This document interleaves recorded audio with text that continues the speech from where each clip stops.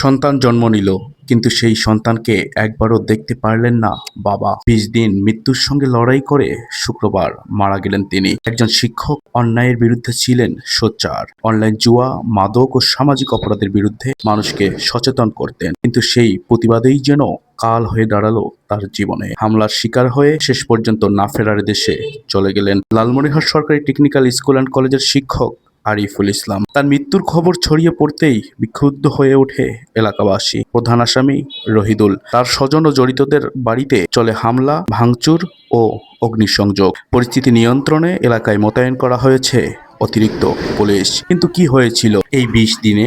কেনই বা একজন শিক্ষককে এভাবে হামলার শিকার হতে হলো? চলুন ফিরে যাই ১লা আগস্টের সেই দিনে। প্রতিদিনের মতো কলেজ থেকে বাড়ি ফিরছিলেন আরিফুল ইসলাম। সময়টা ছিল স্বাভাবিক, কিন্তু সামনে যে অপেক্ষা করেছিল ভয়ঙ্কর এক পরিস্থিতি, তা হয়তো কল্পনাও করেননি তিনি। লালমনিরহাটের আদিতমারি উপজেলার দুর্গাপুর ইউনিয়নের গন্ধমরুয়া এলাকায় তার ওপর অতর্কিত হামলা চালানো হয়। মামলার এজাহারে বলা হয়েছে, চিহ্নিত জুয়ারি রহিদুলের নেতৃত্বে একটি চক্র ধারালো অস্ত্র নিয়ে আরিফুলের ওপর হামলা চালায়। কুপিয়ে ও পিটিয়ে গুরুতর আহত করা হয় তাকে। মাথায় গুরুতর আঘাত পান শিক্ষক আরিফুল। রক্তাক্ত অবস্থায় স্থানীয়রা তাকে উদ্ধার করেন। প্রথমে নেওয়া হয় লালমনিরহাট সদর হাসপাতালে, কিন্তু অবস্থার অবনতি হওয়ায় রেফার করা হয় রংপুর মেডিকেল কলেজ হাসপাতালে। এরপর উন্নত চিকিৎসার জন্য ঢাকায় নেওয়া হয় তাকে।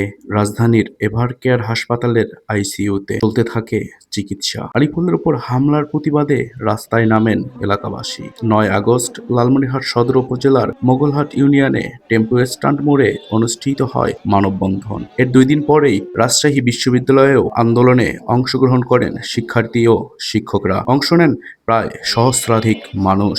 মামলাটি পুনরায় গ্রহণের দাবিও জানান তারা। এরই মধ্যে আরিফুলের পরিবারের সামনে আসে আরেকটি আবেগঘন মুহূর্ত। ৬ আগস্ট অস্ত্রোপচারের মাধ্যমে আরিফুলের স্ত্রী জন্ম দেন একটি ছেলে সন্তান। একটি পরিবারের নতুন অতিথির আগমন, কিন্তু সেই আনন্দের মুহূর্তেও ছিল শূন্যতা। নেই বাবা। এদিকে হামলার ঘটনায় আরিফুলের বাবা আবু বক্কর সিদ্দিক বাদী হয়ে ২রা আগস্ট আদিতমারি থানায় মামলা করেন। রহিদুলকে প্রধান আসামি করে মামলায় মোট ১০ জনের নাম উল্লেখ করা হয়। মামলার পর ৮ আসামি আদালত থেকে জামিনে মুক্তি পেলেও প্রধান আসামি রহিদুল ছিলেন পলাতক। গোপন সংবাদের ভিত্তিতে ঢাকার হাতিরঝিলের নয়াটোলা এলাকায় অভিযান চালায় র্যাব। সেখান থেকে প্রধান আসামি রহিদুলকে গ্রেপ্তার করা হয়। পরে তাকে আদালতে সোপর্দ করা হয়। কিন্তু তখনও হাসপাতালের বিছানায় মৃত্যুর সঙ্গে লড়ছিলেন আরিফুল। এভাবে কেটে গেল দিনের পর দিন।